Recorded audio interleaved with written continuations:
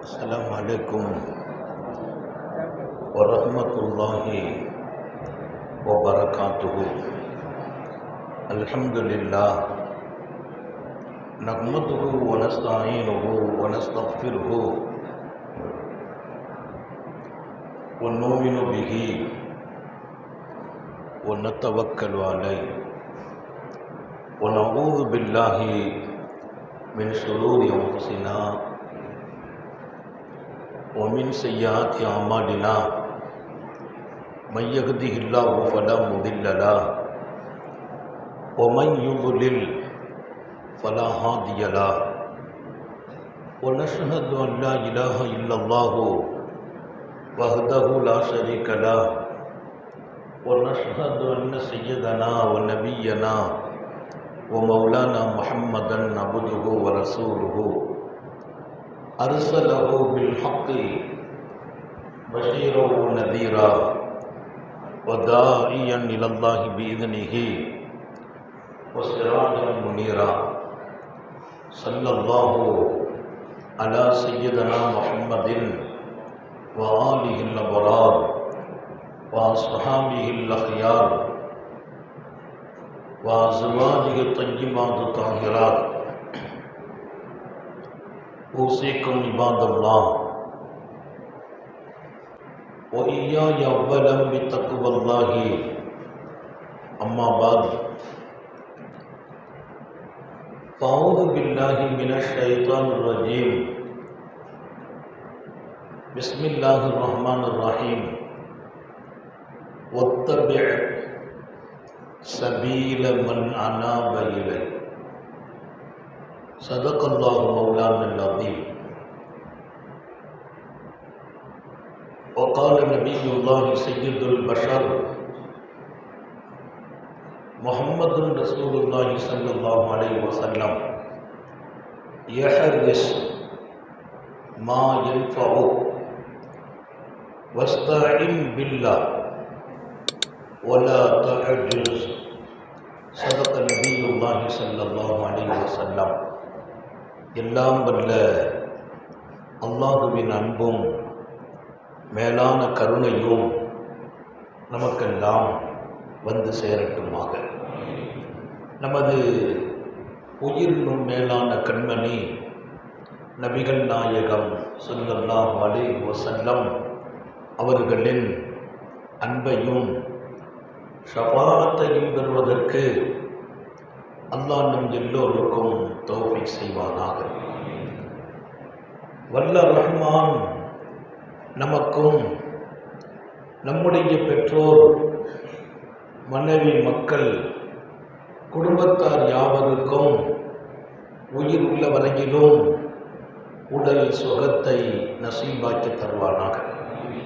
மருத்துவமனை கஷ்டம், அதன் சிரமம், செலவுகளிலிருந்து நிரந்தரமான பாதுகாப்பை அல்லாஹ் நம் எல்லோருக்கும் கொடுத்து அருள் புரிவானாக. வானம் பூமியினுடைய ஆபத்துகளை விட்டும், முசீபத்துகளை விட்டும், கெட்ட முடிவுகளை விட்டும் நம்மையும் நம் குடும்பத்தையும் பாதுகாத்து அருள் புரிவானாக. அவனுடைய படைப்புகளின் தீங்குகள் அனைத்திலிருந்தும் நம்மையும் நம் சமூகத்தையும் காத்தருள் புரிவானாக. அல்லாஹ்வின் மகத்தான பேரருளால் நம்முடைய சிறப்பும் அருளும் நிறைந்த மாவட்ட ஜமாத்துல் உலமாவின் மிகச்சிறப்பான நல்ல சேவைகளில் ஜமாத்தினுடைய நமது ஊர் பெருமக்கள் அனைத்து ஜமாத்தின் நிர்வாகம் இணைந்து ஒரு அற்புதமான நிகழ்வை இங்கே ஏற்படுத்தி மக்கள் இங்கே அதற்காக ஒன்றிணைக்கப்பட்டிருப்பது நமக்கெல்லாம் மகிழ்ச்சி அளிக்கிறது. அல்லாஹ் இந்த இணைப்பை கபூல் செய்வானாக. நாம் உலகத்திலேயே மிக உயர்ந்தவர்கள், மிக மிக இறைவனின் நேசத்திற்குரியவர்கள். மனிதர்களை விட மகோந்தரமானவர்கள் யாரும் இல்லை. லகத் ஹலக்னல் இன்சான ஃபீ அஹ்ஸனி தக்வீம், மனிதனை அவ்வளவு அழகாக நான் படைத்தேன் என்றான் அல்லாஹ். மனிதனின் கோலத்தை பார், அந்த கோலம் எந்த உயிருக்கும் நான் கொடுக்கவில்லை. படைத்தவன் சொன்னான், என் கோலமே அழகானது.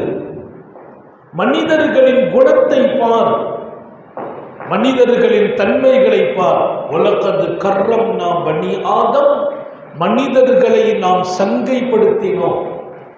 உங்களுடைய கவனத்தில் நான் சொல்வேன்,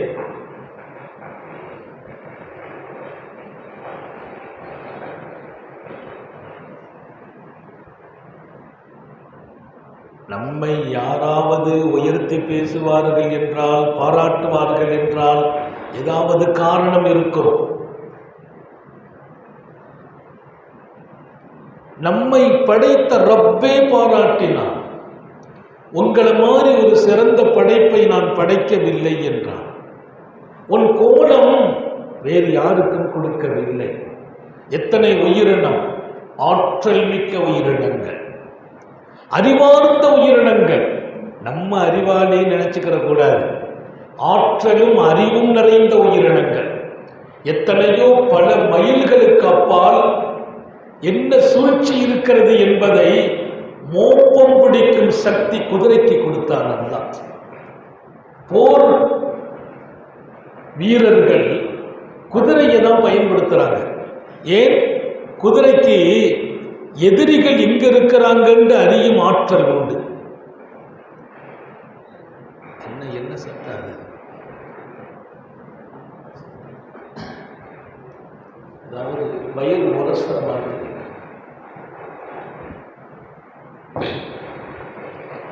அதாவது பிரச்சனை.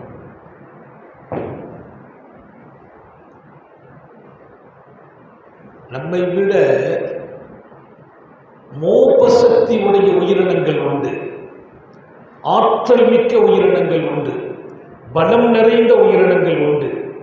ஆனால் அல்லாஹ் நம்மையே சங்கைப்படுத்தினோம் என்றார்.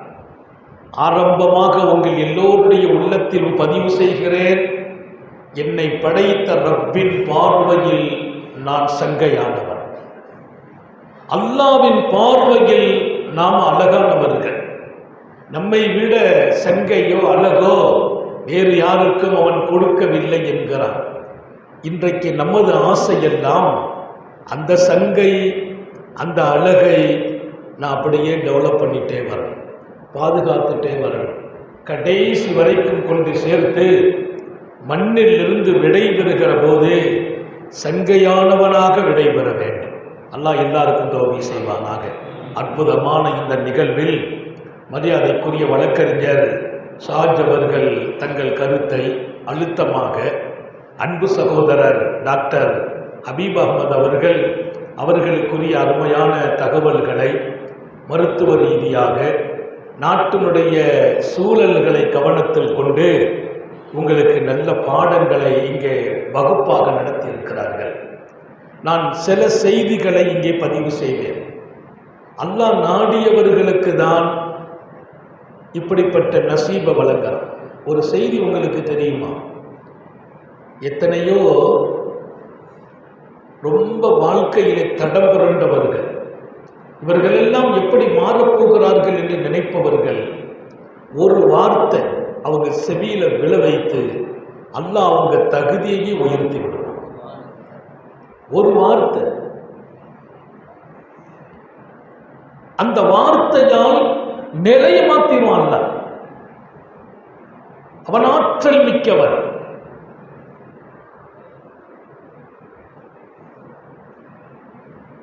இமாம் ஷுஅபாவை பற்றி கேள்விப்பட்டிருப்பீர்கள். நான் ரொம்ப மகிழ்ச்சி அடைகிறேன். இங்கே நிறைய மக்கள், குறிப்பாக எங்கள் பிள்ளைகள், நாளைய எதிர்காலத்தை உங்கள் கையிலேயே நாங்கள் கொடுக்க காத்திருக்கிறோம். இமாம் ஷுஅபாவை வரலாறு சொல்லி மிகச்சிறந்த ஹதீஸின் ஆய்வாளர், மிகச்சிறந்த ஹதீஸின் ஆய்வாளர். அவங்க கூட ஒரு 100 பேர் கொண்ட கூட்டம் வந்துகிட்டே இருப்பாங்க. ஹதீஸை தொகுக்கிற மிகப்பெரிய பொறுப்பு. உயிரினும் மேலான கண்மணி நாயகம் ஸல்லல்லாஹு அலைஹி வஸல்லம் அவர்களின் வார்த்தைகளை எங்கிருக்கிறது என்று கேட்டறிந்து தகவல் தந்தவர்கள் சரியானவர்களா, அந்த தகவலை தருகிற தகுதி அவர்களுக்கு இருக்கிறதா? யாராவது இது நபி சொன்னாங்கன்னா ஏத்துக்கிறது இல்லை. நபிகள் நாயகம் ஸல்லல்லாஹு அலைஹி வஸல்லத்தின் ஒரு செய்தியை ஒருவர் சொல்வதா இருந்தால் அவருக்கு இந்த தகுதி உண்டு. நினைவாற்றல் எப்படி, அவர் எப்படி பரிசுத்தம்,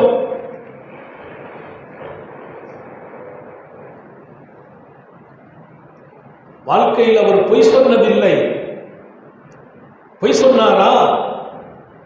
ஏமாற்றும் பழக்கம் உண்டா? இதெல்லாம் இல்லை. அவற்றிருந்த ஹதீஸை எடுப்பாங்க. நபி பெருமானார் ஸல்லல்லாஹு அலைஹி வஸல்லம் சொன்ன ஹதீஸுகள் என்பது ஏதோ காது வழியா வந்த செய்தி அல்ல. அதை கேட்டவர் யாரிடத்தில் ஒப்படைக்கிறாரோ, ஒப்படைக்கப்பட்டவர் அதை தேடி போகிறவர், இத்தனை தகுதி இருந்தது. நேர்மை இருக்க வேண்டும், வாய்மை இருக்க வேண்டும், பொய் சொல்லி இருக்கக்கூடாது, நினைவாற்றல் அதிகமாக இருக்க வேண்டும், மன்னன சக்தி உடையவராக இருக்க வேண்டும், பல நிபந்தனைகள். இத்தனைக்கும் சொந்தக்காரர் இமாம் ஷோபா. பெருமானார் ஸல்லல்லாஹு அலைஹி வஸல்லம் ஹதீஸ் அறிவிப்பாங்க. இமாம் ஷோபா வர்றாங்க வீதியில்.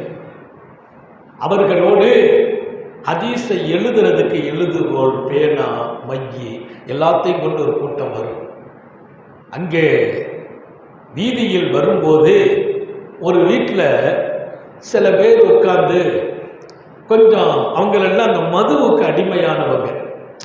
அவங்க அந்த வீட்டில் உட்கார்ந்து ஒன்று சேருவாங்க. அந்த நண்பர்கள் பூரா ஒன்றாகிடுவாங்க. ஒன்றாகி நம்ம பிள்ளைங்க தான் எல்லாமே ஈமானுடையவங்க.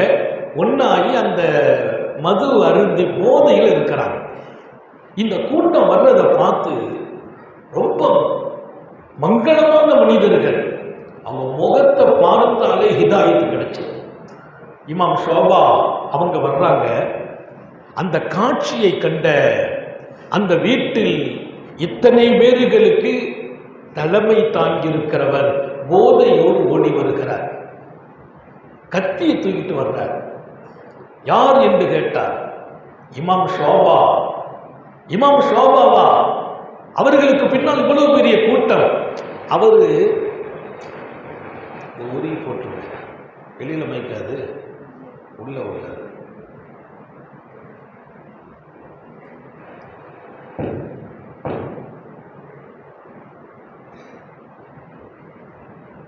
இவர் போதையில் இருக்கிறதுனால என்ன நடக்குதுன்னு தெரியல.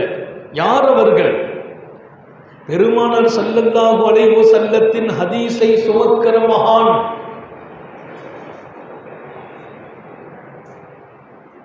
யாரும் அது பொறுப்பாளர்கள் இல்லையா அதை கவனிக்க?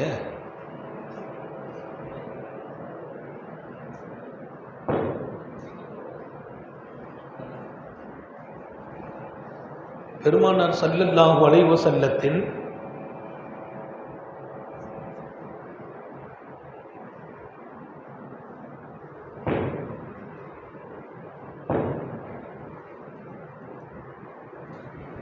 ஹதீஸை சுமக்கிறவர் மிகப்பெரிய அறிவு உலகத்தின் களஞ்சியம்.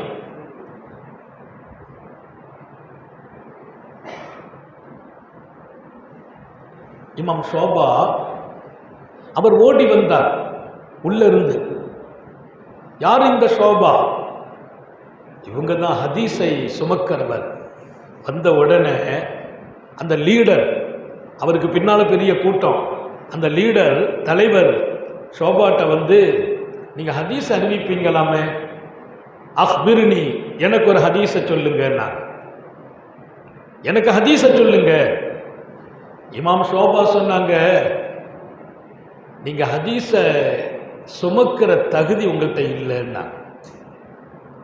மா அந்த பி சாயிபில் ஹதீஸ், ஹதீஸை ஏற்றுக்கொள்ளக்கூடிய இடத்துல நீங்க இல்லை. ஹதீஸ் என்பது மாநபி ஸல்லல்லாஹு அலைஹி வஸல்லத்தின் உயிரோட்டமான சொல். அதை ஏற்பதும் சுமப்பதும் இப்போது உங்க மனநிலை இல்லை. நீங்கள் மூமினாக இருக்கலாம், பேரில் முஸ்லிமாக இருக்கலாம், இப்போது அதை சுமக்கிற இடத்துல இல்லை, நீங்க எப்படியோ இருக்கிறீங்க. அவர் சொன்னார், கத்தி எடுத்து கையில வைத்து கேட்கிறார், ஹதீஸை சொல்ல போகிறீர்களா, இல்லை உங்களை நான் காயப்படுத்தட்டுமா, குத்தி விடவா? ஹதீஸை சொல்கிறீர்களா, உங்களை காயப்படுத்தவா என்று கேட்கிறார். பொதுவாக சங்கை நிறைந்த மனிதன், யாரை எப்படி பார்க்க வேண்டும் என்றெல்லாம் எனக்கு தெரியும். என் தாயின் அந்தஸ்து என்ன எனக்கு தெரியும், என் தந்தையின் கண்ணியம் என்ன எனக்கு தெரியும், கல்வியாளர்களை எங்கே வைத்து பார்க்க வேண்டும் எனக்கு தெரியும். ஆனால் அந்த ஒரு சில வினாடிகள் அவர் தன்னை இழக்கிறார். எப்போது? போதையின் உச்சத்திற்கு போன போது தன்னை இழந்தார். அவர் சொன்னார், நீங்கள் ஹதீஸ் அறிவிக்கணும், அல்லது ஹதீஸ் அறிவிக்கல்ல காயப்படுத்துவேன். இமாம் ஷோபா உடனே அறிவிக்கிறார், கண்மணி நாயகம் ஸல்லல்லாஹு அலைஹி வஸல்லம் சொன்னார்கள், இதா லம் தஸ்தஹி ஃபஸ்னா மா ஷீத். உனக்கு வெக்கம் கெட்டு போனால், உனக்கு வெக்கம் கெட்டு போனால் நீ எதை வேண்டுமென்றாலும் செய் என்றார்கள். அது ஒரு ஹதீஸ். எந்த நேரத்தில் எந்த ஹதீஸ அல்லாஹ் இமாம் ஷோபாவின் நாவில் அறிவிக்கிறான்? நல்ல ஞாபகம் வையுங்கள், அல்லாஹ் உடையவர்களாக பல பேர் இந்த மண்ணில் வாழ்கிறார்கள். அவர்கள் நாவில் அல்லாஹ்வே பேசுவான். அவர்களின் சொல் இதயத்திற்கு சிகிச்சையாக அமைந்துவிடும். அல்லாஹ் நம்ம எல்லோருக்கும் அப்படி ஒரு சிகிச்சையை நசீபாக்குவானாக. இதாலம் தஸ்தஹி ஃபஸ்னா மா ஷீத். உனக்கு வெட்கம் இல்லையா, நீ எதையும் செய் என்று நபிகள் நாயகம் ஸல்லல்லாஹு அலைஹி வஸல்லம் அவர் கை ஆட்டம் கண்டு கையில் இருக்கிற கத்தி கீழே விழுந்துட்டு, அந்த சொல்லுக்கு இருந்த சக்தி, இதயத்தில் இருந்து புறப்பட்ட வார்த்தை. என் அன்பர்களுக்கும் இளைஞர்களுக்கும் சொல்வேன், எந்த வார்த்தை யாரின் இதயத்திற்கு எப்போது சிகிச்சை அளிக்கும் தெரியாது. அந்த ஹதீஸை கேட்டபோது என்னை பார்த்து வெக்கம் இல்லைன்னு சொல்லிட்டு கோபம் வரல, அந்த கை நடுங்கி கத்தி கீழே விழுது, மயக்கமாகி விழுந்து விட்டார். மயக்கம் தெளிந்தது, வீட்டுக்குள் ஓடி வந்தார். இருக்கிற மது பாட்டங்களை எல்லாம் உடைத்தார். அத்தனையும் உடைக்கிறார். பாட்டல்களை, அது காய்ச்சப்பட்டிருந்த பாத்திரங்களை தூக்கி உடைத்தார். தன் தாயாரிடத்தில் சொல்கிறார், ஆஹா, காலமெல்லாம் சருகிவிட்டேன், வெக்கம் கெட்ட மனிதனாக அல்லவா வாழ்ந்து விட்டேன் சொல்லிவிட்டு தன் நண்பர்களை எல்லாம் இதோடைய வாழ்க்கையின் கடைசி என்று சொன்னார். சொல்லிவிட்டு புறப்பட்டார். உலகத்தின் பல நாடுகளுக்கு போகிறார், பல இடங்களுக்கு போகிறார், ஹதீஸுகளை கற்க ஆரம்பிக்கிறார், சுமக்கிறார், கொண்டு வந்தார். இன்றைக்கு ஹதீஸ் களஞ்சியத்தில் அவர் ஒரு பெரிய ஹதீஸின் முஹத்திஸாக மாறினார். இமாம் கஅனபி ரலியல்லாஹு அன்ஹு. இமாம் கஅனபி என்று நீங்கள் வரலாற்றில் பார்க்கலாம். யார் அந்த கஅனபி? இமாம் ஷுஅபாவை கத்தியால் குத்த வந்து போதையில் இருந்தவர். அந்த போதையில் இருக்கும் நிலையிலும் அல்லாஹ் மயக்கத்தை கொடுத்தான் மாத்திரமல்ல, அந்த ஒத்த சொல் அவர் இதயத்தையே மாற்றியது. அதுக்கு பின்னால அவர் வாழ்க்கையில சொன்னார், ஒரு தடவை கூட அந்த போதையை நான் திரும்பி கூட பார்க்கவில்லை. அன்பர்களே, அல்லாஹ் உலகத்தில் மிக உயர்ந்த மனிதர்களை நடமாட வைத்திருக்கிறார். இமாம் கஅனபி எல்லாவற்றையும் கற்றுக்கொண்டு ஊர் திரும்பி, அவர் கனவெல்லாம் இரவெல்லாம் கனவு, கனவெல்லாம் இமாம் ஷுஅபாவை சந்திக்க வேண்டும். என் தலைவிதியை மாற்றியவர், என் வாழ்க்கையை இறைவனின் பக்கம் திருப்பியவர். மாநபி ஸல்லல்லாஹு அலைஹி வஸல்லம் அவர்களின் ஹதீஸை தொகுப்பதற்கு இமாம் ஷுஅபா தானே காரணம் என்ற கனவோடு அவர் பெரிய முஹத்திஸாக, ஹதீஸின் ஆய்வாளராக இமாம் புகாரி, இமாம் முஸ்லிம் போன்று சரியான பாக்கியம் பெற்று ஊர் திரும்பி இமாம் ஷுஅபாவை சந்திக்க வந்து வீட்டில் வந்து விசாரிக்கிறார். அவர் காதில் விழுந்த செய்தி, மாத்த ஷுஅபா, இமாம் ஷுஅபா வஃபாத் ஆகிவிட்டார்கள். இல்லை, கண்ணீர் வடித்தார், கண்ணீர் வடித்தார். என் வாழ்க்கையை புரட்டி போட்ட இமாம் அவர்களே, ஒரு போதைக்கு அடிமையாகி இருந்த என்னை ஹதீஸின் போதையை கொண்டு சுவைக்க வைத்து இன்றைக்கு நான் ஹதீஸை சுமப்பதில் பேரின்ப காதலாளராக மாறிவிட்டேன். எனக்கு இப்படிப்பட்ட பாக்கியம் கொடுத்த மகானே, உங்களை பார்க்க முடியவில்லையே என்று கண்ணீர் வடித்தார். நீங்க இமாம் கானபியின் ஹதீஸ் கிதாப உலமாக்கள் இருக்கிறாங்க, திறந்து பாருங்க. அவர் நிறைய இமாம்களிருந்து ஹதீஸ் அறிவிப்பார். ஹத்தசனி ஹத்தசனி, எனக்கு யாரெல்லாம் அறிவிச்சாங்க? இமாம் ஷுஅபாட்ட இருந்து ஒரே ஒரு ஹதீஸை மட்டும் அறிவிப்பார். என்ன ஹதீஸ்? ஹத்தசனி ஷுஅபா, என் உஸ்தாத் ஷுஅபா அறிவித்தார்கள். இதாலம் தஸ்தஹி ஃபஸ்னா மாஷித், வெட்கம் கெட்டு போனால் நீ நாடியதையெல்லாம் செய். அந்த ஒரு ஹதீஸை இமாம் ஷுஅபாவை உஸ்தாதாக கொண்டு அறிவிப்பார்கள். ஒரு ஹதீஸ் தான் இமாம் ஷுஅபாட்ட இருந்து அவங்களுக்கு கிடைச்சது. அவங்க ஆசை ஷுஅபாட்ட போய் மண்டியிட வேண்டும் என்று. என் அன்பர்களே, என் அன்பு பிள்ளைகளே, செல்வங்களே, நாம் மிக உயர்ந்த இடத்திற்கு போக வேண்டும். திருக்குர்ஆனை இதயத்தில் சுமக்க வேண்டும், ஹதீஸை சுமக்க வேண்டும். என்னை 4 வயதில் என் தாயார் ஓதுறதுக்கு அனுப்பி வைக்கிறாங்க. என் தாயார், என் தந்தை, என் தந்தையின் தாயார் எல்லாரும் கூப்பிட்டு கொண்டு உஸ்தாத்த ஒப்படைத்து ஓத சொல்லித்தர எல்லோருக்கும் ஸ்வீட்டு வாங்கி, மிட்டாய் சாக்லேட் வாங்கி எல்லாத்துக்கும் கொடுத்தாங்க. பிள்ளைகள் எல்லாம் இனிப்பை சாப்பிட்டு துவா செய்யட்டும் என்று என் தாயும் தந்தையும் பட்ட ஆசை அல்லாஹ் இன்றைக்கு நிறைவேற்றினான். அவங்க இல்லை, ஆனால் தினமும் அவர்களின் மன்னரை ஜொலித்து கொண்டே இருக்கிறார். அவர்களுக்காக நான் ஓதாத நாள் இல்லை, துஆ செய்யாத நாள் இல்லை.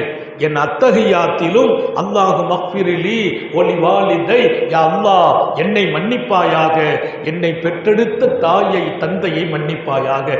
ஒரு நாளைக்கு நான் 100 ரக்காத்து தொழுகிறேன் அல்லது ஒரு 50 ரக்காத்து தொழுகிறேன்னா ஒவ்வொரு தொழுகையிலும் அத்தஹியாத்து என் அத்தாவையும் அம்மாவையும் மன்னிக்க வேண்டும் என்று நான் தொழுகையிலேயே கேட்கிறேன். கருணை உள்ள ரப்பு அவங்க கபரை சொர்க்க பூங்காவாக மாற்ற மாட்டானா? நான் என் பிள்ளைகளுக்கு சொல்லுகிறேன், ஒவ்வொரு தாயும் தந்தையும் பெரிய கனவு வைத்திருக்கிறார்கள், நம்ம புள்ள அப்படி வரணும். என் தகப்பனார் சொல்லுவாங்க, உன்னை ஓத வச்சிருக்கம்பா, எனக்கு எந்த ஆசையும் இல்லை, எந்த எதிர்பார்ப்பும் இல்லை, என் சொர்க்கத்துக்காக உன்னை ஓத வைத்தேன். நான் 3 நாளில் ஒரு குர்ஆன் முடித்த காலம் இருக்குது. ஒரு நாளைக்கு 10 ஜுஸ் ஓதுவேன். அவங்க என்னை சின்ன வயசில் ஹாபீஸ் ஆக்கிட்டாங்க. நான் என் பிள்ளைகளுக்கு சொல்லுகிறேன், இளைஞர்கள் என்பதால் என் வாழ்க்கையோடு உங்களை நான் அழைக்கிறேன். 3 நாளைக்கு ஒரு குர்ஆன் ஓதுற பழக்கம் உண்டு. அல்லாஹ் ஹிஃபுல கொடுத்ததால ஊருக்கு போகிறோம், இந்த பயணத்தில் வர்றோம், ஓதி முடிச்சிடும். முடித்த உடனே இந்த குர்ஆன் எத்தனை எழுத்து இருக்கும்? ஒரு எழுத்துக்கு 10 நன்மை என்றார்கள் நபிகள் நாயகம். ஒதுவோடு உட்கார்ந்து ஓதுனால் 25 நன்மை, குர்ஆனை பார்த்து ஓதுனா 50 நன்மை, தக்பீர் கட்டி நின்று ஓதுனா ஒரு எழுத்துக்கு 100 நன்மை. ஒரு எழுத்துக்கு 10 நன்மை, ஒது இல்லாம ஒதுவோடு ஓதுனா 25 நன்மை, குர்ஆனை பார்த்து ஓதுனா 50 நன்மை, தக்பீர் கட்டி ஓதிட்டா 100 நன்மை. எத்தனையோ குர்ஆனை என் தஹஜ்ஜத்திலேயே முடித்திருக்கிறேன். தஹஜ்ஜத் தொழுகையில் முடித்த உடனே கேட்பேன், யா அல்லாஹ் நான் முடிச்ச இந்த குர்ஆன் எத்தனை கோடி நன்மை, இந்த நன்மையை என் தாய்க்கும் தந்தைக்கும் நசீபாக்குவாய். அவர்களின் கனவு, ஒவ்வொரு தாயும் தந்தையும் மிகப்பெரிய கனவு வைத்திருக்கிறார்கள். என் மகன் அப்படி இருக்க வேண்டும், என் மகன் உயர வேண்டும், பார்வோற்றும் இடத்தில் என் மகன் நிற்க வேண்டும், ஊரார் என் மகனை போற்ற வேண்டும். நான் ஆலிமாகி சமூக பணிக்கு வரும்போது அல்லாஹ் கருணை காட்டினான்.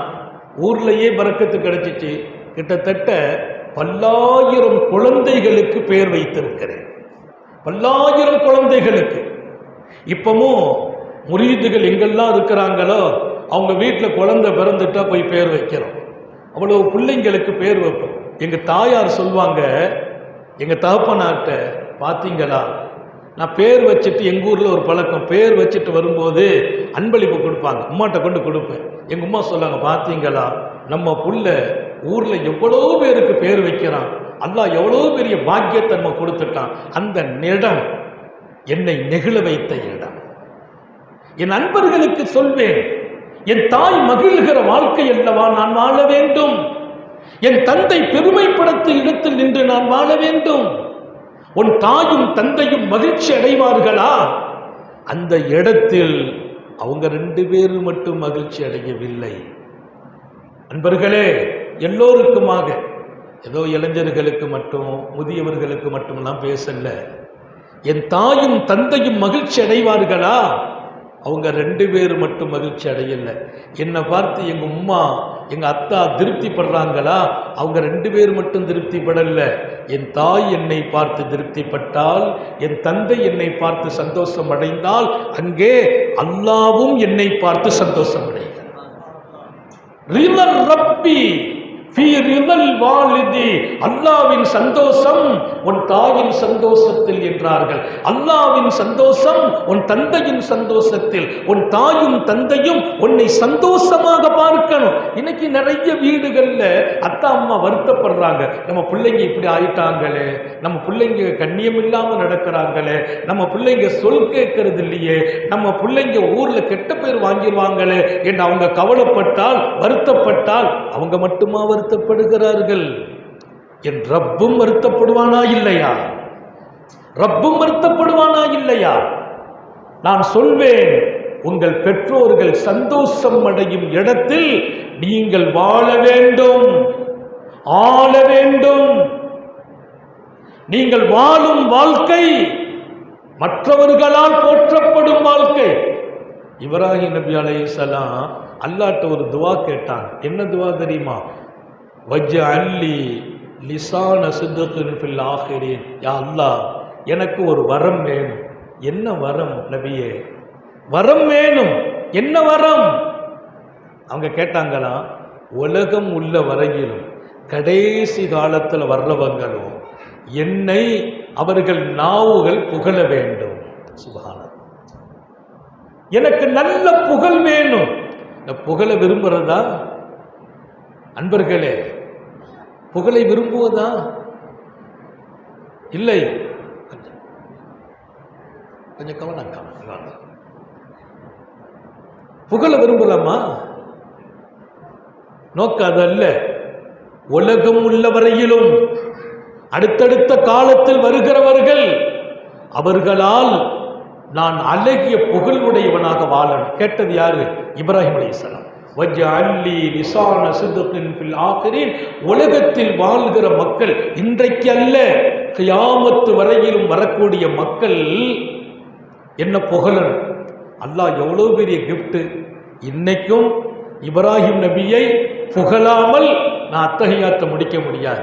அல்லாஹும்ம ஸல்லி அலா முஹம்மத் வ அலா ஆலி முஹம்மத் கமா ஸல்லைத அலா இப்ராஹிம் வ அலா ஆலி இப்ராஹிம். ரப்பே, உன் பேரருள் எங்கள் நபியின் மீது இறங்கட்டும், இப்ராஹிம் நபிக்கு நீ இறக்கியதை போல. உன் ரஹ்மத் எங்கள் நபி பெற வேண்டும், இப்ராஹிம் நபிக்கு நீ கொடுத்ததை போல. நான் காபத்துல்லாஹ்வை தவாபு செய்யணும். நான் செய்கிற இடத்தில் இப்ராஹிம் நபி நினைவு கூறப்படுவார். எங்க போனாலும் குர்பானில் ஒரு ஆட்டை அறுக்கிறேன், அந்த ஆட்டை அறுக்கும் போது இப்ராஹிம் நபியின் பெயரை சொல்லணும், துஆ செய்யணுங்கிறாங்க சாலிஹீன்கள். இப்ராஹிம் நபி அல்லாஹ்வுக்காக அறுக்கிறோம், இப்ராஹிம் நபிக்காக ஒரு துஆ. ஏன்? இப்ராஹிம் நபி அவர்களை காரணமாக்கிய குர்பானி வந்தது, வேற ஒண்ணும் இல்லை. அவங்க கேட்ட ஒரு துஆ. உலகம் உள்ள வரையிலும் புகழப்படும் வாழ்க்கை நான் வாழ வேண்டும். அல்லாஹ் எல்லாருக்கும் தௌபா செய்வானாக. அவமானப்படுவதா வாழ்க்கை? அசிங்கப்படுவதா வாழ்க்கை? கேவலப்படுவதா வாழ்க்கை? 4 பேர் நம்மை குறைத்து பேசும் இடத்தில் வாழ்வதா வாழ்க்கை? 4 பேர் நம்மளை பார்த்து இவ்வளவு மோசமா இருக்கிறான்னு சொன்னா அது வாழ்க்கையா? போற்றும் வாழ்க்கை அல்லவா? புகழப்படும் வாழ்க்கை அல்லவா? பெருமைக்குரிய வாழ்க்கை.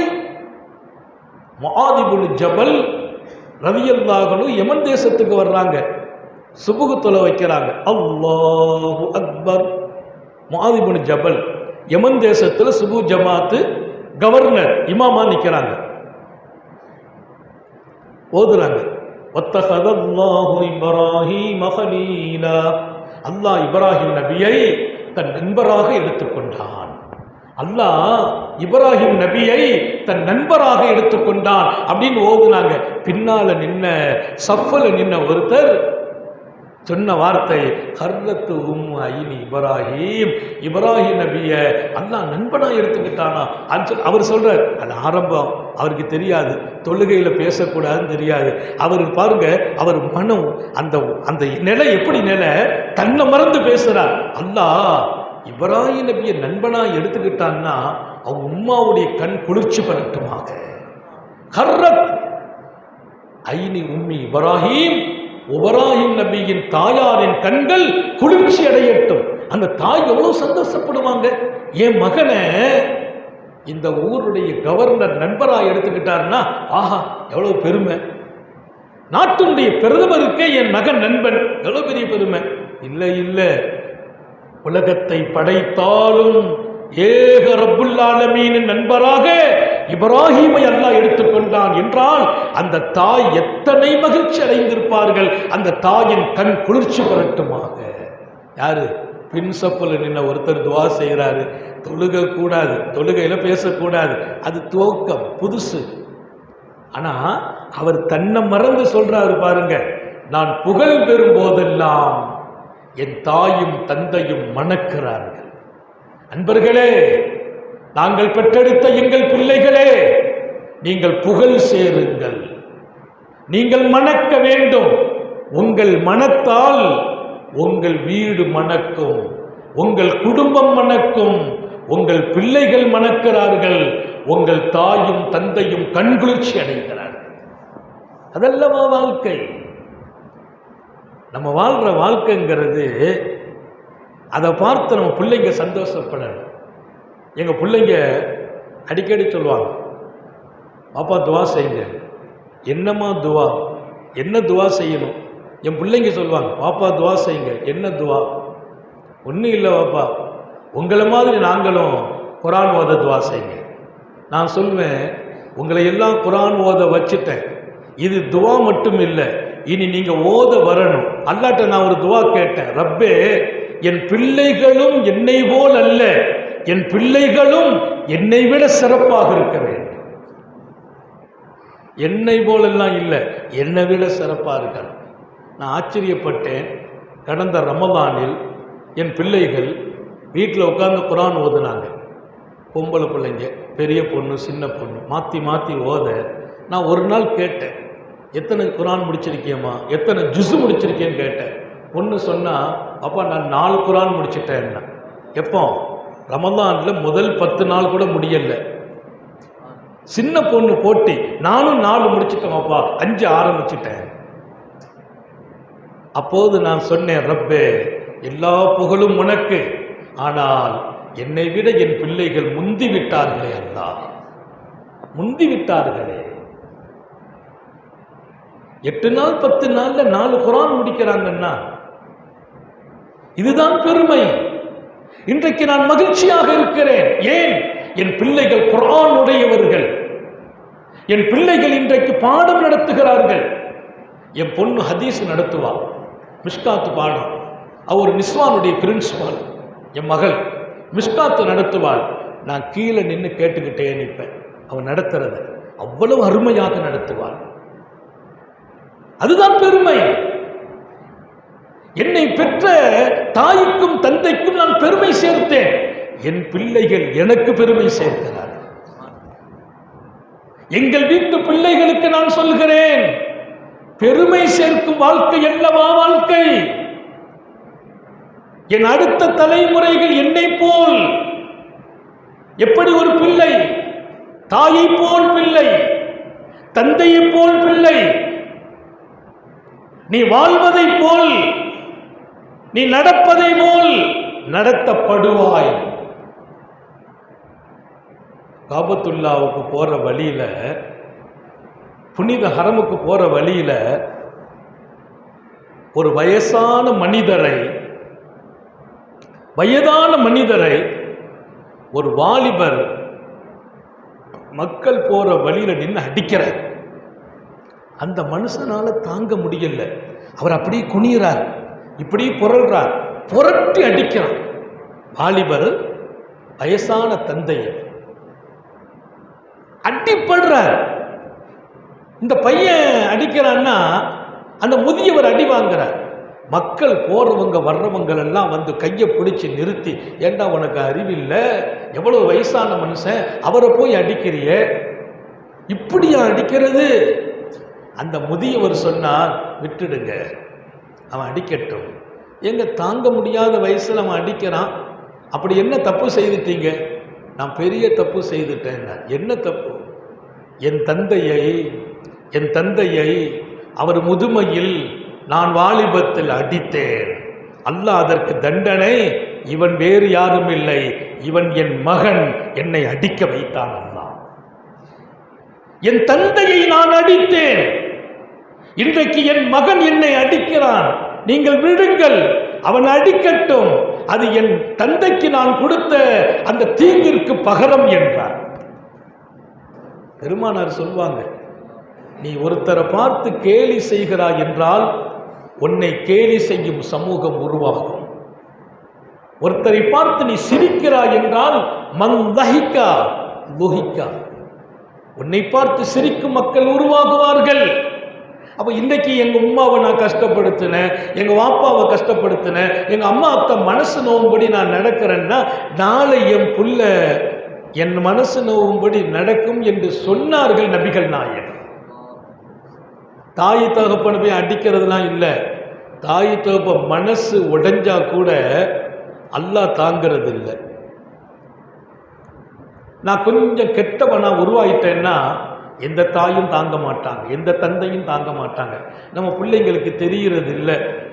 நம்ம தப்பு பண்ண அவங்களுக்கு என்ன, இல்லைம்மா நீ கொஞ்சம் பெசகிட்டே வையி, சருகி போயிட்டே வையி, தப்பான நடவடிக்கை இருக்குது வையி. எந்த தாயும் தாங்காது, எந்த தந்தையும் தாங்க மாட்டார். ராத்திரி பகல அழுவாங்க. அவங்க அழுகையில் அல்லாஹ்வின் கோபமே வெளிப்படும். எனவே ஒரு அருமையான வாழ்க்கை இது. இந்த வாழ்க்கையில் பல அம்சங்களை நம்ம எடுக்கணும். நாளைய எதிர்காலத்தை உண்டாக்குவதற்கு நான் குறிப்பிட்ட நேரத்தில் முடிக்கணும். சில அம்சம். முதல்ல, வாழ்க்கையில் எப்போதும் நிதானம் தவறாதீர்கள். எழுதி வச்சுக்கங்க, பேப்பரில் பேனாவில் வச்சு இல்லை, உங்கள் இதயத்தின் கதவுகளை திறந்து எழுதுங்க. எந்த சூழலிலும் நிதானம் இழக்கக்கூடாது. நான் இளைஞர்களுக்கும் இங்கே குழுவியிருக்கிற அத்தனை பேர்களுக்கும் எங்கள் அன்பு உலமாக்களை நான் முன்னிறுத்தியே சொல்கிறேன், நிதானம் மாத்திரம் இழக்கக்கூடாது. வாழ்க்கையில் நிதானத்தை இழக்கிறதுக்கு நிறைய சூழல் ஏற்படும். பல சூழ்நிலைகள் நம்மை அவசரத்தை நோக்கி தள்ளும். இன்னைக்கெல்லாம் இது ஒரு அவசர உலகம். இந்த உலகம் அவசர உலகம். பெரிய பெரிய மனிதர்கள் கூட நிதானம் இழக்கும் காலம். இழந்து விடாதீர்கள் நிதானத்தை. நாளைய வாழ்க்கையை நீங்கள் தீர்மானிக்க வேண்டும். இல்லை இல்லை, நாளைய வாழ்க்கை உங்களை உலகத்தில் அடையாளம் காட்ட வேண்டும். நீ யார் என்று உலகம் பேசும். எப்போது? இன்றைக்கு நீங்கள் நிதானத்தை கையில் எடுங்கள். எம் பெருமான் ஸல்லல்லாஹு அலைஹி வஸல்லம், அல் அனாஅத்து மினல்லாஹ், நிதானம் அல்லாஹுவின் குணம் என்றார்கள். சுப்ஹானல்லாஹ், அது அல்லாஹ்வின் தன்மை. அது எல்லாருக்கும் கிடைக்காது. ஷைத்தானுக்குடைய தன்மை என்ன தெரியுமா? அல் அஜலத்து மினஷ் ஷைத்தான், அவசரம் என்பது ஷைத்தானுடைய வேலை. அப்போ நம்ம அவசரங்கிறது இன்னைக்கு தமிழ் மொழி சொல்லும், பதறும் காரியம் செதறும் என்பார்கள். பதறும் காரியம் செதறும். பதட்டமா எதை செய்தாலும் அது கைகூடாது. தக்பீர் கட்டி ஒரு பதட்டம் வந்துச்சு வைங்க, ஆயத்தில் தப்பு வரும்னா பெரிய பெரிய சூறால இல்லை, அல்ஹம்து சூறாலே தப்பு வந்துடும். பதட்டம் வரக்கூடாது. நம்ம லைஃப்ல பதட்டம் இல்லாத ஒரு வாழ்க்கை. இளைஞர்களுக்கு நான் சொல்கிறேன், குழுமி இருக்கிற அத்தனை பேர்களுக்கும், வீடுகளில் இருந்து கேட்கிற எங்கள் அன்பு தாய்மார்களுக்கும் சகோதரிகளுக்கும், நிதானமாகவே வாழ பழகுங்கள்.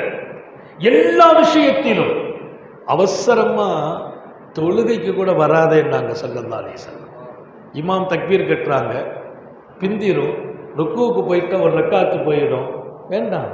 மூச்சு இழைக்க அவசரமாக வர வேண்டாம். ஒரு ரக்காத்தை பிடிக்கணுமே. இமாம் ருக்குவுக்கு போயிட்டாங்க, அங்கே சமியல்லாஹு லிமன் ஹமீதா சொல்லிட்டா அந்த ரக்காத்து மிஸ் ஆகிடும்.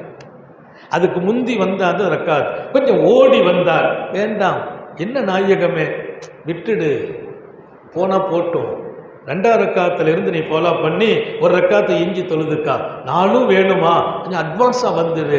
அலைக்கும் பிஸ் சக்கீனா, எப்போதும் உங்களுடைய கம்பீரத்தை நீங்கள் கடைபிடிக்க வேண்டும். அவசரத்தில் கம்பீரம் போயிடும், நிதானத்தில் கம்பீரம் கிடைக்கும். நபி பெருமானார் ஸல்லல்லாஹு அலைஹி வஸல்லம் எந்த விஷயத்திலும் அவசரப்பட்டதே இல்லை. ரொம்ப ரொம்ப நிதானம். பேச்சு கூட நிதானம், பேச்சு கூட. நான் எங்கள் இளைஞர்களுக்கும் உங்களுக்கும் சொல்வேன், ஆரம்பமாக இந்த அறிவுரைகள் உங்கள் நாளைய எதிர்காலத்தை உங்கள் கையில் கொடுத்து விடும். நீங்கள் அவசரப்படாதீர்கள். நிதானம், கொஞ்சம் சிந்திச்சா போதும். நிதானமா சிந்திச்சு பாருங்க, நம்ம தலைவிதியை கூட மாத்திரலாம். யாராவது ஏதாவது பேசினா உடனே அவசரப்பட்டு என்னத்தை எப்படி பேசுறாங்க அப்படிலாம் இல்லை. கொஞ்சம் நிதானப்பட்டீங்கன்னா இந்த பேச்சு நமக்குத்தான் விளங்குவீங்க. இமாம் கானபி விளக்கினார். உலகத்தின் மாண்பான மனிதர்களில் அல்லாஹ் ஒரு பேரை எழுதுறான். ஆரம்ப காலத்தில் குடிகாரன்ற ஒரு பேரு, இப்போ மிகப்பெரிய ஹதீஸின் அறிவிப்பாளரின் பேர். இமாம் கானபியின் மன்னரையில் அல்லாஹ் மலக்குமார்களின் வாழ்த்துக்களை கொண்டு சேர்த்துக் கொண்டிருக்கிறார். அந்த நிதானமான போக்கு, நிதானமான நடை, நிதானமான பேச்சு, நிதானமான செயல், நிதானமா சிந்திக்கிறது, இது நமது வாழ்க்கையில் இருக்க வேண்டும். அல்லாஹ் தௌஃபீக் செய்வானா. 2வது, எந்த விஷயத்திலும் டென்ஷன் ஆகக்கூடாது. வாழ்க்கையில் டென்ஷன் ஆனவங்க கால் பதித்த வரலாறு இல்லை, தடம் பதித்த வரலாறு இல்லை. நல்ல நண்பர்களை இழந்துருவாங்க, நல்ல கஸ்டமர்களை இழந்துருவாங்க, நல்ல உறவுகளை இழந்துருவாங்க. நீங்கள் வீட்டில் போய் கேளுங்க, மனைவிட்ட கணவன் ரொம்ப டென்ஷன் ஆனா, ஆனால் என்ன மனுஷன், எனக்கு வர வர அவர் பேரில் வெறுப்பாக இருக்குது, எதுக்கு எடுத்தாலும் டென்ஷன் ஆகிறார். நீங்கள் டென்ஷன் ஆனால் உங்கள் மனைவியின் வெறுப்பை கூட சம்பாதிக்க வேண்டும், பெற்றோர்களின் வெறுப்பை.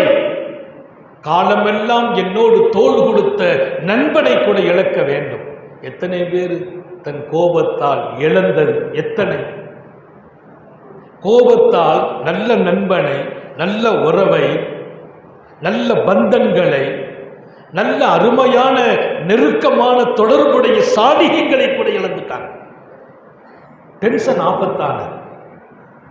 எதெல்லாம் கூடாது, எனக்குன்னு ஒரு நேரத்தை உலமாக்கள் தீர்மானிச்சிருக்காங்க. இங்கே நான் நினைச்ச மாதிரிலாம் பேச முடியாது. இப்போ எனக்கு ஷேக் அவங்க தான் ஒரு டைம் கொடுத்துட்டாங்க, அந்த டயத்தில் நான் முடிக்கணும். பொதுவாக நாங்கள் பயான் எல்லாம் நேரத்தில் முடிக்க முடியாது. இது பயான் இல்லை, என் வாழ்க்கையை நான் தீர்மானிப்பதற்கு அல்லாவே சொல்கிற செய்திகள், நான் பேசுறது இல்லை. இந்த நாவை காரணமாக்கி அல்லாவே வெளிப்படுத்துவார். இங்கே உங்கள் இதயத்தில் நீங்கள் தான் பதிக்க வேண்டும். நீங்கள் எப்படி எடுப்பீர்களோ அப்படி அல்லாஹ்வால் நடத்தப்படுவீர்கள். இது 4 பேருக்கு பாடம் இல்லை, 4000 இல்லை, 4 லட்சம் இல்லை, உலகத்தின் தலைவிதியை அல்லாஹ் மாற்றி விடுவார். நீங்கள் சிந்தியுங்கள், வாழ்க்கையில் டென்ஷன் வேண்டாம். காத்தமுன் நபியின் ஸல்லல்லாஹு அலைஹி வஸல்லம் அவர்கிட்ட வந்து ஒருவர் கேட்டார், யா ரசூலல்லாஹ் அவுசினி, எனக்கு அறிவுரை சொல்லுங்கள் என்றார். பெருமானார் அந்த வார்த்தையோடு அவர் நிறுத்தினா பரவாயில்லை, அவுசினி அவுஜிஸ்னி, அவுசினி அவுஜிஸ்னி, அறிவுரை சொல்லுங்கள், சுருக்கமாக சொல்லுங்கள். வீட்டை போயா சுருக்கமாக கேட்கிறது? பெருமானாருக்கு ஜவாமி உல் கலிம் கொடுக்கப்பட்டவங்க. ஜவாமி உல் கலிம்னா என்னன்னா, ரத்தின சுருக்கமான வார்த்தைக்கு சொந்தக்காரர், பல்லாயிரம் பொருள்களுக்கு சொந்தக்காரர். வார்த்தை ஒன்று, பொருள் நிறைய இருக்கும். அது பெருமானாருக்கு அல்லாஹ் கொடுத்த கிஃப்ட்.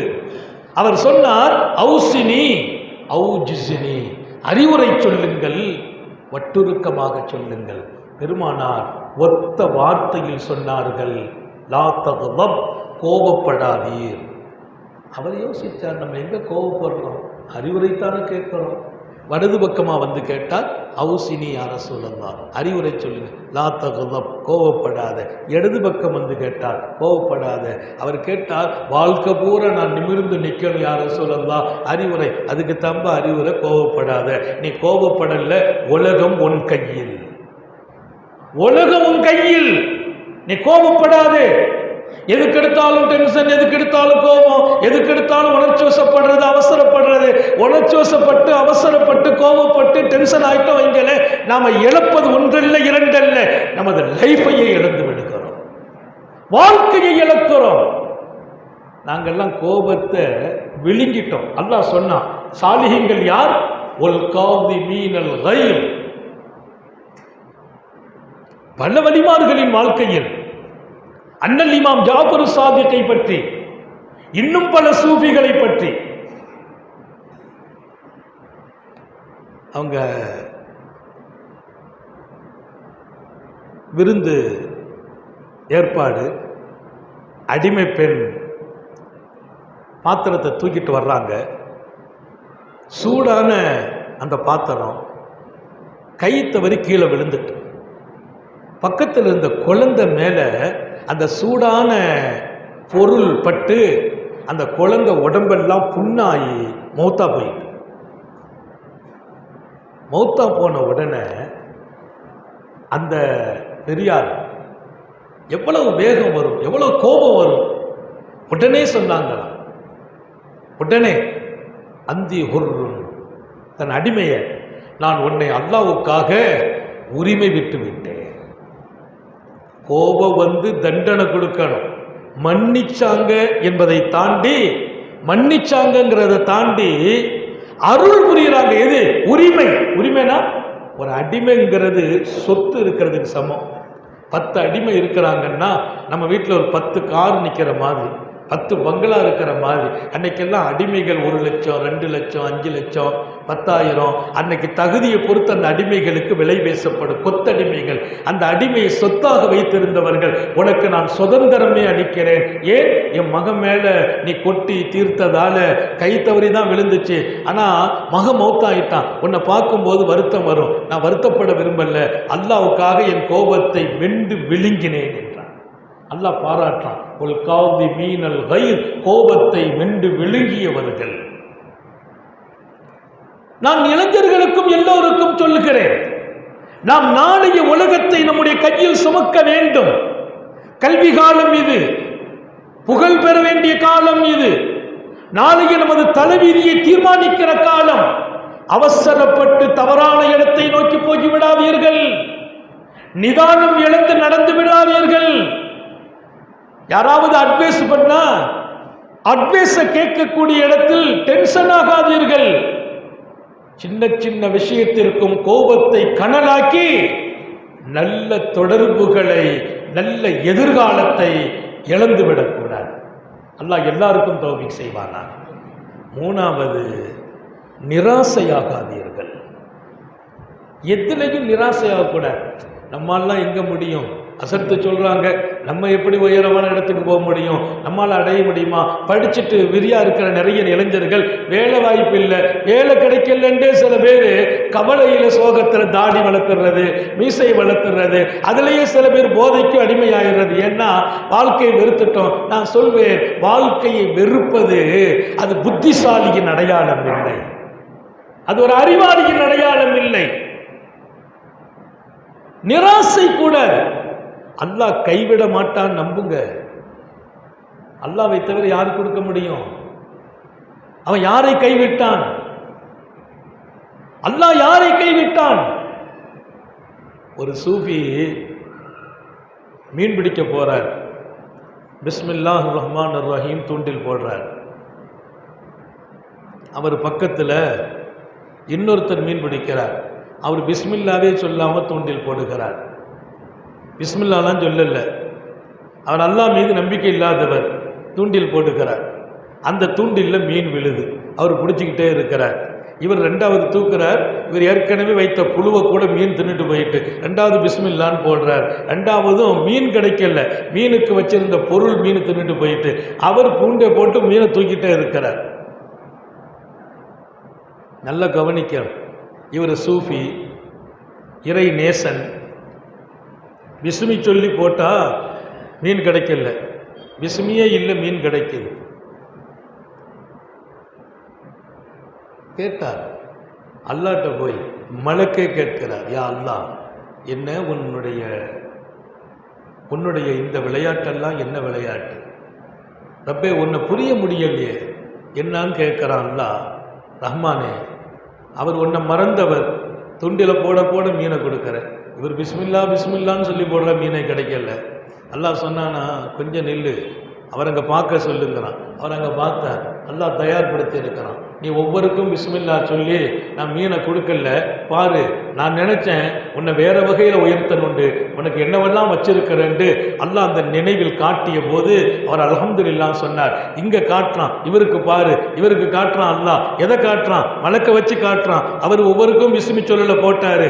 அவர் மீன் பிடிச்சி பிள்ளைய வளர்க்கணும், குடும்பத்தை வளர்க்கணும்னு வந்திருக்கிறார். அவருக்கு நான் அதை கொடுத்துட்டேன். ஆனால் இங்கே அவருக்கு எந்த பாக்கியம் வச்சுக்கிடல, எதுவுமே அவருக்கு இல்லை. நான் சொல்ல வர்றது வரலாற்றில் இருக்கிற பாடம் நிறைய இருக்குது. அல்லாஹ்வை மறந்தவருக்கு கூட அவன் கை கொடுக்க விட்டதில்லையே. அவன் பேரை சொல்லாதவங்களை கூட அவன் பட்டினி போட்டதில்லையே. நம்மையா பட்டினி போடுவான், கைவிடுவான்? படித்தோம், வேலை இல்லை, கிடைக்கும், நம்புங்கள். அவன் கொடுப்பவன். நான் எல்லோருக்கும் சொல்லுகிறேன், வாழ்க்கையில் வளமான எதிர்காலம் வேணும், நிறைவான இரணம் வேணும், ஒரு நல்ல ஜாப் வேணும், நல்ல ஃபியூச்சர் வேணும், சிறப்பா நிக்கணும். இன்ஷா அல்லாஹ் சுபுவுக்கு பின்னால யா வஹ்ஹாப் யா ரஸாக் யா அல்லாஹ், எல்லாரும் சொல்லுங்க, யா வஹ்ஹாப் யா ரஸாக் யா அல்லாஹ். 113 தடவை ஆரம்பத்திலையும் முடிவிலையும் 13 ஸலவாத் ஸல்லல்லாஹு அலைஹி முஹம்மது ஸல்லல்லாஹு அலைஹி வஸல்லம் ஓதுங்க. உங்க வீட்டில் அல்லாஹ் இரணத்தை மிகச்சிறப்பாக கொட்டிக்கொண்டே, வறுமையே வராது, யார்ட்டையும் போய் கையேந்த வேண்டிய நிலை வராது. ஏன்? அவன் திருநாமம், அவன் திருநாமம் அது. யா வஹ்ஹாப் யா ரஸாக் யா அல்லாஹ். வேலை வாய்ப்பை தேடும் இளைஞர்களே, இன்றைக்கு போகிறோம், நெட்ல போய் பாருங்க, ஏகப்பட்ட என்ட்ரியில் நீங்க அட்டன் பண்ணலாம். இன்றைக்கு போகணும், அங்கே போகணும், இங்கே போகணும்லாம் இல்லை. நான் பிள்ளைகளுக்கு சொல்றது, இன்னைக்கு நெட்டை ஓப்பன் பண்ணா எத்தனை, அதுக்கு காலையில் ஓதிட்டு போ, யா வஹ்ஹாப் யா ரஸாக் யா அல்லாஹ் 113 தடவை. யா அல்லாஹ், என் ரிஸ்கின் வாசலை திறந்து வை. அவன் திறந்து வைக்கிறான். லா தக்னது மின் ரஹ்மத்தில்லாஹ். அல்லாஹ்வுடைய ரஹ்மத்தில் நிராசையாக கூடாது. எங்க முடியும்? எப்படி நடக்கும்? குர்ஆன் ஷரீஃபில் அல்லாஹ் ஒரு அழகான பாடத்தை சொல்லி தருகிறான்.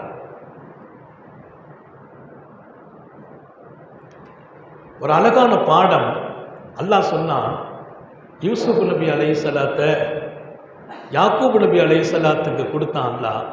அழகான நபி, அவங்க அழகுக்கு நிகர் உலகத்தில் இல்லை. அவங்க சரித்திரத்தை அல்லாஹ் சொல்றான், நஹ்னு நகுஸ்ஸு அலைக அஹ்ஸனுல் கஸஸ்.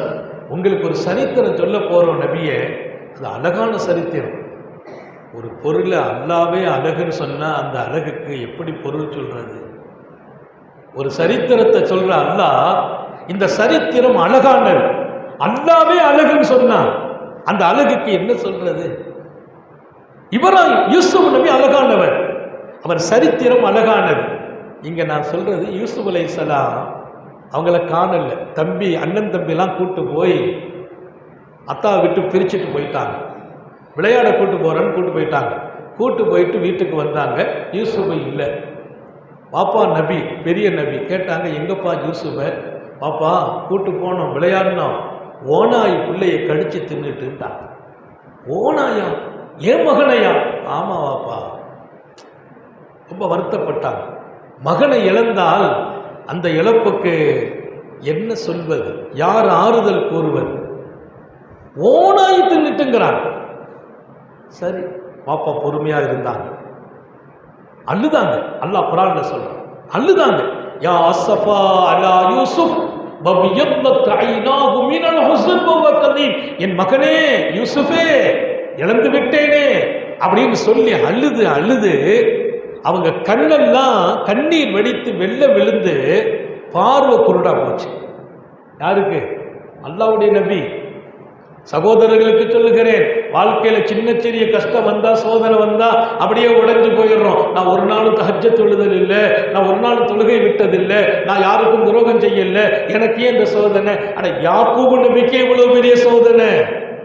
மகனை இழக்கிறாங்க, அதை நினைச்சு நினைச்சு அழுது கண் பார்வை போயிட்டு. அல்லாஹ் சொல்றான், வபியத்தத் ஐனா, கண்ணுல வெள்ள விழுந்துட்டு, வெள்ள விழுந்துச்சுன்னா பார்வை க்ளோஸ், கவலைப்பட்டு கண்ணீர் வெடித்து. நாள் போயிட்டு பல வருஷமாச்சு, பல வருஷம் அந்த ஏக்கம். ஒரு நாள் பிள்ளைங்களை கூப்பிட்டு சொன்னாங்க, மகனே நீ போப்பா, உங்க தம்பி யூசுஃபை போய் பார்த்துட்டு வா, நான் சொல்ற இடத்துக்கு போ, அங்கே இருப்பார், போ விசாரிச்சுட்டு வா. அவங்க சொன்னாங்க, என்னவாப்பா 20 வருஷம் ஆகி போச்சு, இன்னும் போய் மகனை போய் பார்த்துட்டு வாங்குறீங்களே, இன்னும் தேடிட்டு வாங்குறீங்களே, என்ன வாப்பா நீங்க இப்படிப்பட்ட ஒரு தப்பான இடத்துல இருக்கிறீங்களேன்னு பிள்ளைங்க சொல்ல, பாப்பா சொன்னாங்களா, நான் தக்குனத்து மிர் ரஹ்மத்தில்லா, என் அன்பு பிள்ளைகளே நான் சொல்றேன் கேளுப்பா, அல்லாஹ்வுடைய ரஹ்மத்து அருள், நிராசை ஆகிடாதீங்க, போங்க போய் விசாரிங்க, என் மகன் இருக்கிறான். இத்தனை வருஷத்துக்கு பின்னால நான் இளைஞர்களுக்கு சொன்னேன், நண்பர்களுக்கு சொல்லுகிறேன், தாய்மார்களுக்கு சொல்லுகிறேன், வருடங்கள் 20 ஆகலாம், ஆனால் என் ரப்பால் தர முடியும் என்று நம்புங்கள். நான் படிச்ச வேலை கிடைக்கல, எனக்கு எந்த வேலையை வைத்து என் வாழ்க்கை வளமாகுமோ அந்த வேலையை கொடுத்தும் அல்லாஹ் அழகு பார்ப்பான். நிறைய பேர் ஏதோ படிச்சிருக்கிறாங்க, அவங்க பார்க்குற வேற ஏதோ ஒரு வேலை. என் நண்பர் ஒருவர், அவர் படித்த படிப்புக்கான வேலை இல்லை, ஆனால் அவர் சொல்வார், ஹஜ்ரத் நான் படித்த வேலைக்கு தான் தேடினேன், அது கிடைக்கல, அது கிடைச்சிருந்தா இன்னைக்கு நான் மாதம் 1.5 லட்ச ரூபா வாங்குவேன், இப்போ எனக்கு அல்லாஹ் கொடுத்தது ஒரு நாளைக்கு 1 லட்ச ரூபா சம்பாதிக்கிறேன், ஒரு நாளைக்கு 1 லட்சம். படித்த வேலை கிடைக்கலங்கிறதுக்காக அல்லாஹ் மேல கோபப்படுவதா? அவன் எதையாவது கொடுப்பான், அதை எடுத்துக்க. ஏன் தெரியுமா? உனக்கு இன்னும் தேவை என்று அறிந்தவன் அதை விடவும் கூடுதலான வழியை திறந்து காட்டுவான். அவன் மீது நம்பிக்கை மாத்திரம் இழக்கக்கூடாது. அவனையே நான் நம்பவில்லை என்றால் யாரை நம்புவது? யாரை? நண்பனையா, அன்பனையா, வீட்டையா, குடும்பத்தையா? எல்லாரையும் அவன் தானே வளர்க்க வேண்டும், கொடுக்க வேண்டும். 20 வருஷம் ஆகி போச்சா வாப்பா, இன்னும் இன்னகலபி வலாலின் கதீம். பிள்ளைங்க சொன்னாங்களா, வாப்பா இன்னும் நீங்க அந்த பழைய இதுலயே இருக்கிறீங்களே. பிள்ளை எத்தனையோ வருஷத்துக்கு முன்னால ஓனாயி தின்னு அந்த ஓனாயே காணாம போயிருக்குமே. இல்ல மகனே, போங்க விசாரிங்க, நிராசையாகாதீங்க அப்படின்னு சொன்னாங்க. போனாங்க, விசாரிச்சாங்க. என்ன நடந்துச்சுன்னு தெரியுமா? என்ன நடந்துச்சுன்னு தெரியுமா? அல்லாஹ் யூசுப் நபியையும் திரும்ப கொடுத்தான், இழந்த கண்ணையும் திரும்ப கொடுத்தான். யூசுப் நபி கிடைக்கிறார்கள், பாப்பாவை சந்திக்க வர்றாங்க. யூசுப் நபி வர்றதுக்கு முந்தி, இதுஹபு பி கமீசி ஹாதா ஃபால்கு அலா வஜ்ஹி அபி ஃபர்தத்த பஸீரா. இந்த சட்டையை எங்க பாப்பா இருக்கிறாங்களா? மகன் கேட்கிறார். ஆமா, யாக்கூபு நபி அழுது அழுது கண் பார்வை போயிட்டு என் சட்டையை கலட்டி கொடுத்தாங்க, என் சட்டை இது, இதை கொண்டு போய் எங்க பாப்பா முகத்துல போட்டுருங்க, முகத்துல போட்டீங்கன்னா பார்வை வந்துடும். பாப்பா பெரிய நபி, மகனும் நபி, அல்லாஹ்வுடைய பேர் அற்புதம். சட்டையை கொடுத்து இதை என் வாப்பா முகத்துல, அத்தா முகத்துல போடுங்க, பார்வை வந்துருன்னாங்க. அந்த சட்டையை கொண்டு வந்து அத்தா முகத்துல போட கண் பார்வை வந்துச்சு. இப்போ சொன்னாங்க, அந்த சட்டை வருது, சட்டை வந்துகிட்டு இருக்குது. வாப்பா சொன்னாங்களாம், இன்னி லாஜிது ரீஹா யூசுப். வீட்டில் சொல்றாங்க, யூசுஃபின் வாடை இப்போது நான் நுகர்கிறேன். சட்டை வரல, வீட்டுக்கு வரல சட்டை, சட்டையை கொண்டு வந்துட்டு இருக்கிறாங்க. அவர் இருக்கிறாரா இல்லையா, இவங்க எல்லாம் இல்லைன்னு முடிவு பண்ணிட்டாங்க. அந்த நேரத்தில் வாப்பா சொன்னாங்க, இதுவெல்லாம் திருக்குர்ஆனில் வரும் செய்தி, இன்னி லாஜிதுரியா யூசுப், யூசுப் நபியின் வாடையை நுகருகிறேன். இப்போ பிள்ளைங்கள்லாம் சொன்னாங்களா, என்னவாப்பா இன்னும் போய் அந்த வாடை மணக்குது நுகர்ற. கொஞ்ச நாள் ஆச்சு, சட்டை வந்து முகத்துல போட பாப்பாவுக்கு பார்வை வந்தது, யூசுஃபும் வந்தார். நம்பியவர்களை கைவிடுவதில்லை அல்லாஹ். கேளுங்கள், நம்புங்கள், நிராசை வேண்டாம், எந்த காரியத்திற்கும் டென்ஷன் வேண்டாம், எந்த காரியத்திலும் நிதானத்தை இழக்காதீர்கள். நாளைய எதிர்காலம் உங்கள் கையில். சமூகத்தின் வலிமை மிக்க மனிதர்களாக நீங்கள் வருவதற்கு நிறைவாக சொல்லி முடிக்கிறேன். முயற்சி இருக்கட்டும், தொடர்ச்சியான முயற்சி இருக்கட்டும். 3 நிமிஷத்தில் முடிச்சிருவேன், தரப்பட்ட நேரம் முற்றிலும் முடிகிறது. முயற்சி இருக்கட்டும், தொடர்ச்சியான முயற்சி இருக்கட்டும். 3 கூடாதுன்னு சொல்லிட்டேன். நிராசை கூடாது, டென்ஷன் கூடாது, நிதானத்தை இழக்கக்கூடாது. முயற்சி இருக்கணும், விடாமுயற்சியா இருக்கணும். முயற்சி செய்வதில் எல்லாம் சோர்வு இருக்கக்கூடாது. இப்போ நான் இன்னைக்கு ராத்திரி 2 மணி ஆகும் பல இரவுகள் தூங்குவது. பிரயாணங்களில் இருப்பேன். கிதாப் எடுத்து இப்பமெல்லாம் முன்னால் கிதாபை கையில் கொண்டு போகணும். இப்பமெல்லாம் செல்லை ஆன் பண்ணால் எல்லாம் உள்ளேயே இருக்குது. ராத்திரி ஏசியில் வரும்போது இந்த ஃபஸ்ட் கிளாஸ் எல்லாம் சில நேரத்தில் உட்காந்து சில பேர் பார்த்துட்டு இருப்பாங்க. ஏன்னா கொஞ்சம் ராத்திரி நேரத்தில் பார்க்குறாங்கன்னு நினைக்கிறது. அவங்க என்ன செய்வாங்கன்னா அந்த போர்வை போட்டு போத்துட்டு உள்ளே இருந்து பார்த்துக்கிட்டே இருப்பாங்க. நானும் அதை எடுத்து அப்படி பார்க்கும்போது அவர் நினைப்பார், ஒரு பெரிய மனுஷனாக இருந்தாலும் தொழுதுட்டு தான் இவரும் பார்த்துக்கிட்டு தானே இருக்கிறாரு, இவர் பெரிய மனுஷன்னு நினைச்சோம். ராத்திரியெல்லாம் உட்காந்து தொழுதாரு, இவரும் உட்காந்து பார்த்துட்டு இருக்கிறாரு. 1 மணி வரைக்கும் நான் பார்த்துக்கிட்டு இருக்கிறது உண்டு. ஏன்? அதற்குள் ஆயிரம் ஆயிரம் ஞானங்கள் அல்லாஹ் இதயத்தில் போட்டுருவோம். இதை தவறுக்கு பயன்படுத்துபவர்களும் உண்டு. எங்களை போன்று இதற்குள்ளே நாங்கள் பார்த்து அல்லாஹ்வையும் அறிந்தது உண்டு, அவன் ஆற்றலை அறிந்தது உண்டு. ஆயிரம் ஆயிரம் மிகச்சிறந்த ஞான ஊற்றுக்களை நாங்கள் சுமந்தது உண்டு. பல இரவுகள், பல மணி நேரம் எங்களுடைய கல்வி தேடுதலும் வேட்கையும் எங்கள் தூக்கத்தை கூட மறக்கடித்திருக்கிறதே தவிர முயற்சி தளர்ந்ததே இல்லை. முயற்சியெல்லாம் கைவிடக்கூடாது. வாலிபம் என்பது வயதில் அல்ல, வாலிபம் என்பது உங்கள் மனதில் இருக்க வேண்டும். நம்ம வாலிபமா அப்படின்னா உங்களுடைய பேச்சில, வலிமையில, ஆரோக்கியத்தில, சிந்தனையில வாலிபம் இருக்கணும். வயசு 60 ஆகலாம், 70 ஆகலாம், ஆனா தளராத மனம்தான் உண்மையான வாலிபம். அல்லாஹ் எல்லாருக்கும் தௌபி செய்வானா. முயற்சி, தொடர்ச்சி. பெருமானார் ஆயிஷா நாயிட்ட சொன்னாங்களா, தாவிமி அராபாபில் ஜன்னா, ஆயிஷா சொர்க்கத்தின் கதவை தட்டுங்கள் என்றார். ஆயிஷா சொர்க்கத்தின் கதவை தட்டுங்கள். நம்ம வீட்டில் பொம்பளைங்கள்ட்ட சொன்னா எங்க இருக்கு சொர்க்கம், எங்க கதவு இருக்கு? சொர்க்கத்தின் கதவை தட்டுங்கள். கல்வியின் களஞ்சியம் ஆயிஷா. எங்க போய் தட்டுறதுலாம் கேட்கல, சொர்க்கம் எங்கேன்னு கேட்கல, கதவு எங்கேன்னு கேட்கல. ஐஷா நாயகி சொன்னாங்களா, யார சொல்லலாம், பிமாதா, சொர்க்கம் சரி கதவும் சரி எதை வச்சு தட்டான்னு கேட்டாங்க.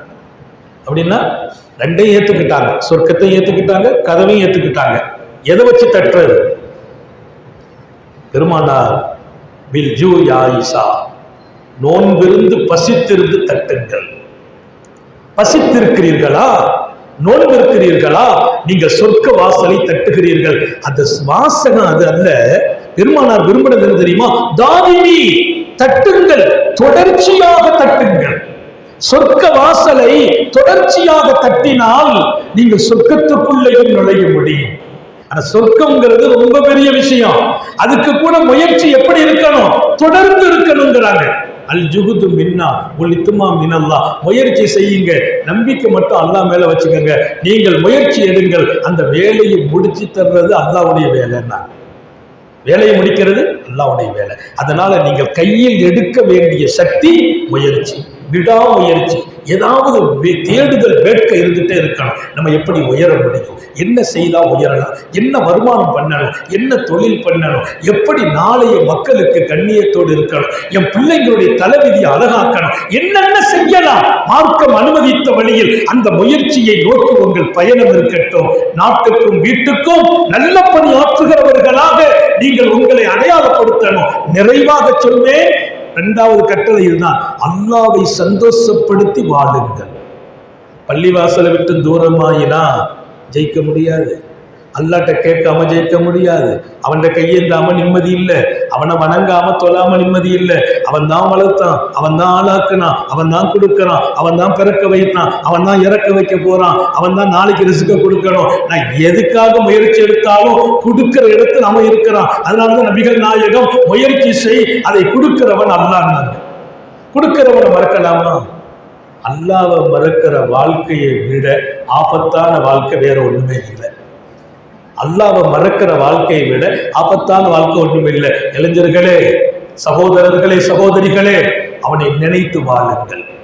ஒரு வினாடி அவனை மறப்பது தலாலும் முபீன், அது மிகப்பெரிய வழிகேடு என்றார். மிகப்பெரிய வழிகேடு. நம்ம அவனை மறக்கிற நேரம் நம்ம ரூஹு பிரிஞ்சிச்சு வைங்க, சொர்க்கமே கேள்விக்குறியாக மாறிவிடும். எப்படி மறப்பது? கொடுப்பவனே, அவன் என்னோடு இருக்கிறான். நான் தூங்க நினைக்கிறேன், தூக்கம் வரல. காலையில கார்ல வர்றேன், நல்ல தூக்கம், அப்படி தூங்கி அப்படி சாய பிள்ளைங்கள்லாம் சேர்ந்து அந்த காருடைய பெட்டை கொஞ்சம் விரிச்சு தூங்குறதுக்கு வசதியா வச்சுட்டாங்க. நான் தூங்குறேன். அப்ப நான் சொன்னேன், இறங்கி ரூம்ல போய் கொஞ்சம் தூங்குவோம். இறங்கி ரூமுக்கு வந்து ஏசியெல்லாம் போட்டு தான் வச்சிருக்காங்க. போய் படுத்தேன், தூக்கமே வரல. தூக்கமே வரல. கார்ல உட்கார்ந்து தூங்க கூடாதுன்னு கிதாப் எடுக்கிறேன், தூக்கம் வந்துச்சு. பெட்ல போய் படுக்கிற தூக்கம் வரல. ஒன்றை விளங்குங்கள், நான் நினைத்தாலும் கூட தூங்க முடியாது. அவன் தூக்கத்தை கொடுத்தால் நான் அதை நிறுத்த முடியாது. நான் நினைத்தால் தூங்க முடியாது. அவன் தூக்கத்தை கொடுத்தால் நான் நிறுத்த முடியாது. மாத்திரை போட்டு தூங்குறவங்க இருக்கிறாங்க. என்னுடைய நண்பர் ஒருத்தர் சொன்னார், 3 மாத்திரை போட்டாலும் தூக்கம் வரல. என்ன டாக்டர்கிட்ட போய் கேட்டாரா, இன்னும் 2 எக்ஸ்ட்ரா போட்டுக்கிட்டுமான்னு. டாக்டர் சொன்னா, நீங்க போடுறது பத்தி பிரச்சனை இல்லை, நீங்க முழிச்சு பார்த்தா கபூர்ல தான் இருப்பீங்க. முழிச்சு பார்த்தா கபூர்ல தான் இருப்பீங்க. 5 மாத்திரை 6 மாத்திரை போடுறதா, 1க்கு 2 போட்டும் தூக்கம் வர்றது இல்லை. ஒரு சின்ன சப்போர்ட் தான் மாத்திரை, சப்போர்ட் தூக்கத்தை தூண்டிவிடும், அவ்வளவுதான். தூக்கத்தை கொடுக்கும் சக்தி ரப்புக்கே சொந்தம். நிறைய டாக்டர்ஸ் சொல்லுவாங்க, நாங்க எல்லாம் எங்க மருத்துவத்தை செய்துட்டோம், இதுக்கு மேல ஒண்ணும் இல்லை. இறைவன்கிட்ட கேளுங்க. நம்ம மருத்துவர்கள் மாத்திரம் அல்ல, சகோதர மதத்தின் மருத்துவர்களும் எல்லாரும் சேர்ந்து கைவிட்டாங்க. எனக்கு தெரிந்த ஒரு பெண்ணை டாக்டர்கிட்ட போய் பேசணும். அவங்க சொன்னாங்க, ஒரு 10 நாள் அவங்க இருக்க முடியும், கண்டிஷன் அப்படிதான் இருக்குது, அதுக்குள்ள நல்ல காரியங்களை செய்யுங்க. நான் கேட்டேன், டாக்டர் வேற ஏதாவது ஒரு வாய்ப்பு இருக்குமா? எங்க சக்தி அவ்வளவுதான், இதுக்கு மேல ஒன்றும் பண்ண முடியாது. ஏன்னா அவங்களுக்கு ரொம்ப மோசமான கண்டிஷன்ல கேன்சர் வளர்ந்துட்டு. சரி, அப்போ நான் உடனே சொன்னேன், நாங்க ஏதாவது பிரார்த்தனை பண்றோம், தாராளமா பண்ணுங்க, பிரார்த்தனைக்கு மேல ஒண்ணுமே இல்லை.